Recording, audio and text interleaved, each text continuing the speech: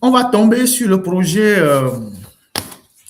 qui a créé le bang-bang entre Mme Mili Aziablé et le ministre Ali Pui. Alors, la dernière fois, je vous ai dit que il y a une dame qui est partie ramasser les meubles d'un ministre dans son bureau, laissant le ministre sans table ni chaise et tout ça. Alors, c'est quoi le problème? Parce que ça ne pouvait pas se passer s'il n'y avait pas un problème. Pardon. C'est quoi le problème?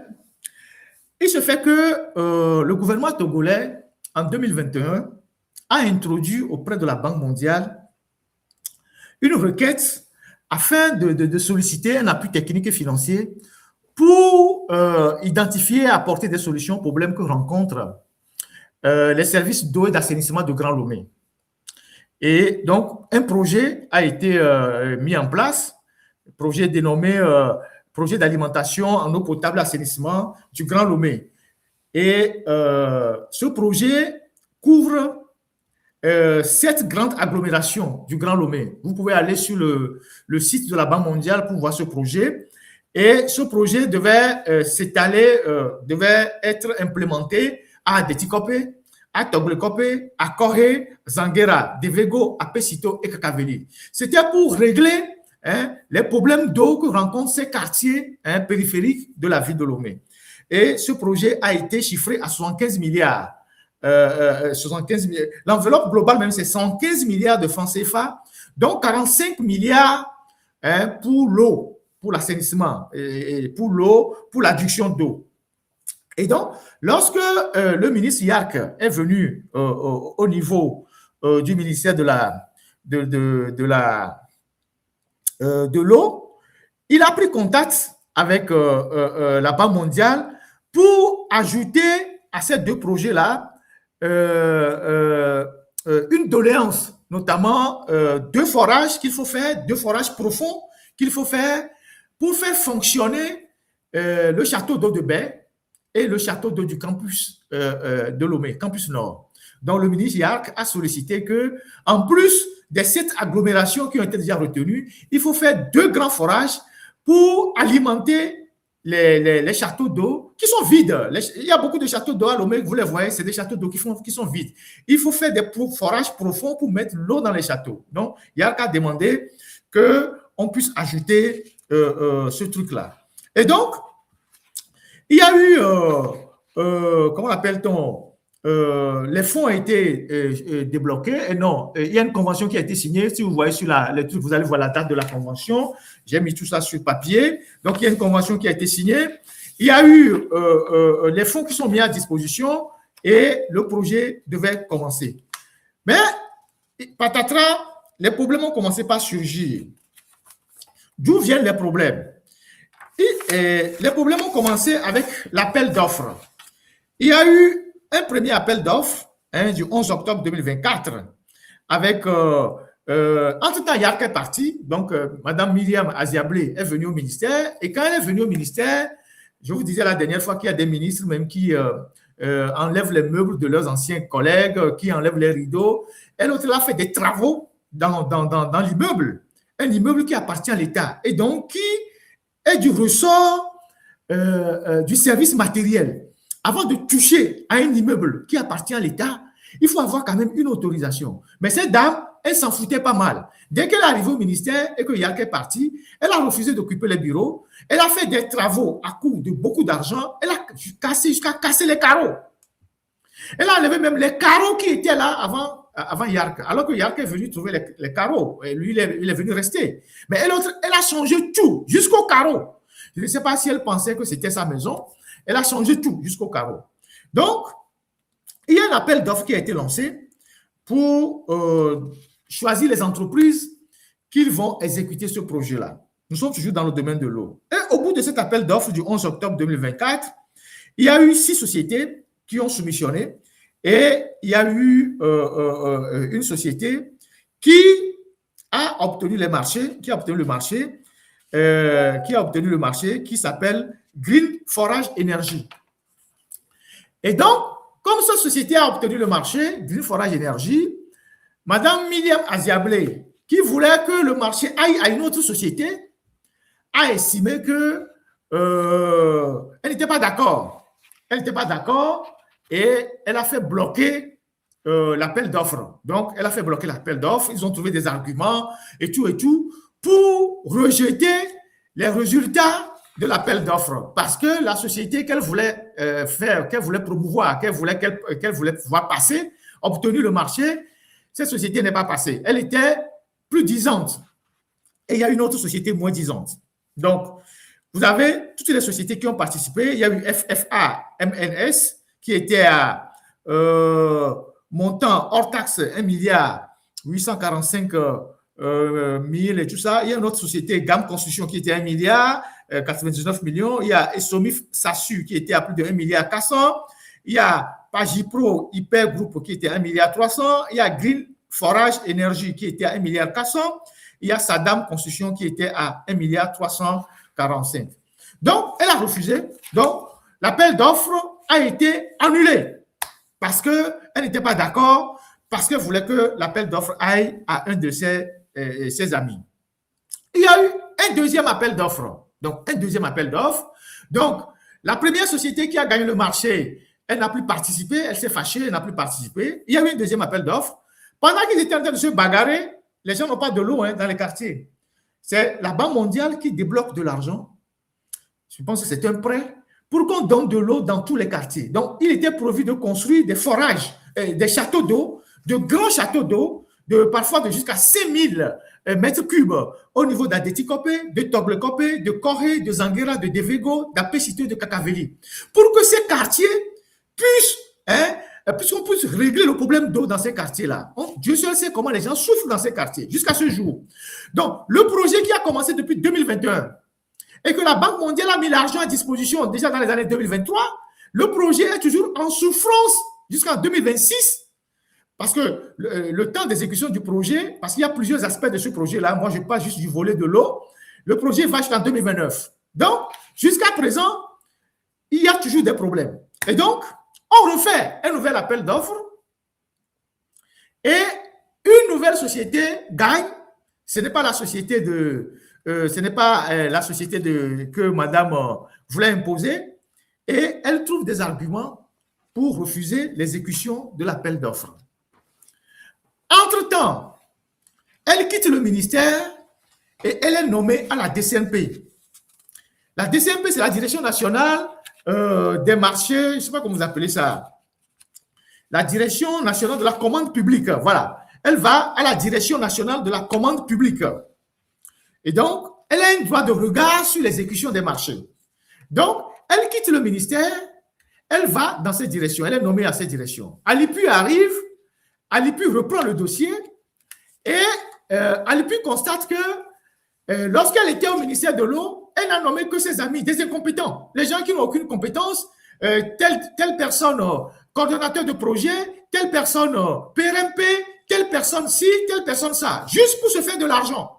Et donc, Alipu arrive, Alipu commence par détricoter tout ce qu'elle a mis en place. C'est là où la bagarre a commencé. Donc, Alipu se dit, mais elle a mis des gens qui n'ont aucune compétence. On ne peut pas exécuter un projet d'envergure avec des individus comme ça. La Direction nationale du contrôle de la commande publique, voilà. Et donc, Alipu commence par limoger ses amis. Elle a des gens dans la boîte et c'est comme ça que ses amis lui rendent compte que voilà que Alipu est en train de faire la chasse aux sorcières et elle a pris son téléphone. Ils se sont chamaillés plusieurs fois au téléphone avec Alipu, se sont insultés, se sont bagarrés au téléphone et c'est comme ça qu'elle s'est dit. D'ailleurs, les chaises, les meubles que tu occupes là, c'est moi qui les ai achetés. Je viens les chercher. Si tu chasses mes amis, tout ça, moi je viens chercher les meubles. Et c'est comme ça qu'elle a loué un taxi bagage et un matin, elle a débarqué au ministère. Le Togo, c'est la cour du roi Pétou, hein, chacun fait ce qu'il veut. Donc, elle débarque au ministère et elle ramasse les meubles, elle ramasse tout. Ils se sont déjà chamaillés au téléphone plusieurs fois. Et elle ramasse tout et puis elle laisse le ministre sans bureau.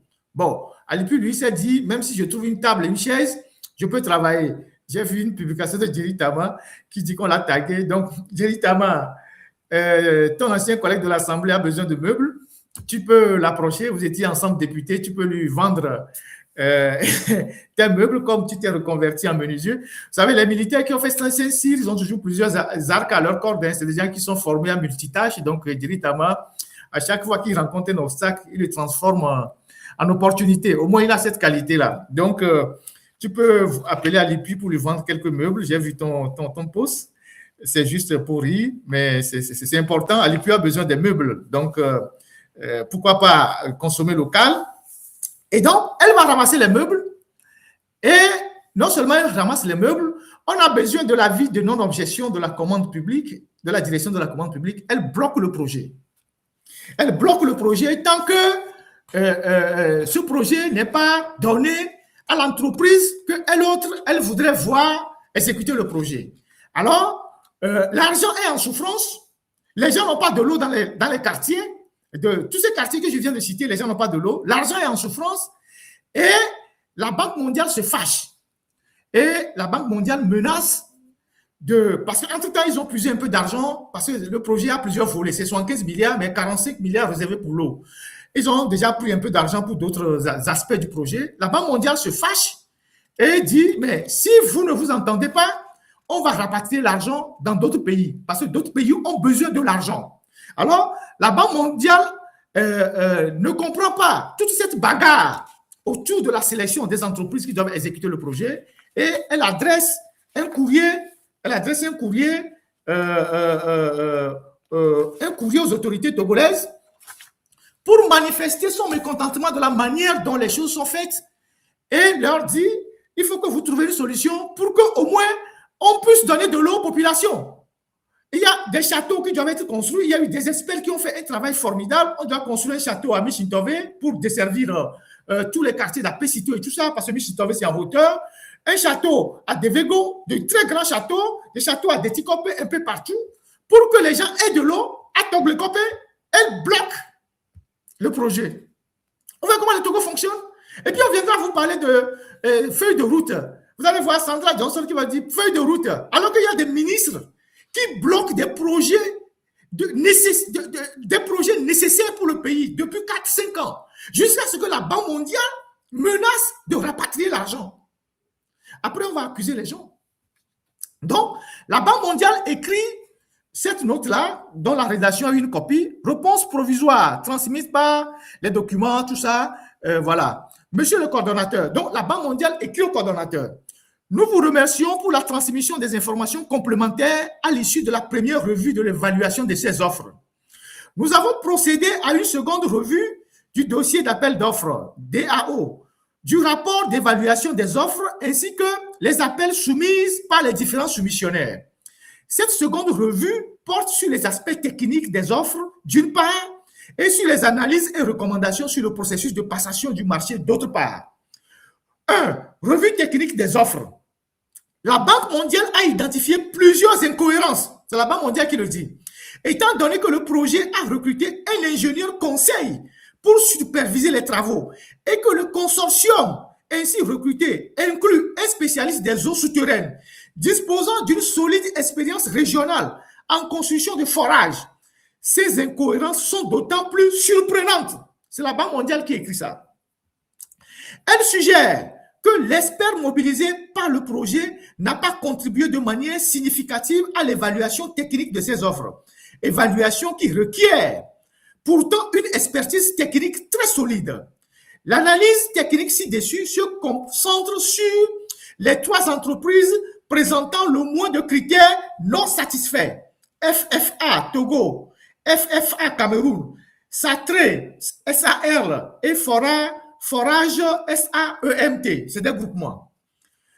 Critère 4.2, entre parenthèses A, expérience spécifique, participation en tant qu'entrepreneur à au moins un marché public depuis le 1er janvier 2019 pour la réalisation de forages dans la formation sédimentaire côtière à une profondeur supérieure ou égale à 300 mètres. FFA, donc, elle définit la spécificité de toutes les entreprises. Donc, elle présente toutes les entreprises, ça c'est la Banque mondiale, c'est quand même un peu long, et je vais en arriver à la conclusion. Elle présente toutes les entreprises, ça c'est la Banque mondiale qui fait tout ça, et elle ajoute, considération personnelle. Étant donné qu'il s'agit d'un marché de travaux, si le personnel proposé ne satisfait pas entièrement à tous les critères, le maître d'ouvrage peut notifier l'entrepreneur et demander le remplacement des membres du personnel. Les candidatures ne devraient pas être rejetées uniquement en raison du personnel proposé. De même qu'elles ne l'ont pas été uniquement parce que le camion citerne proposé ne correspond pas aux spécifications. Ces points peuvent être corrigés par des remplacements ou ajustements après attribution ou lors de la mise en conformité. Donc, elle passe tout ça en revue et elle conclut ceci.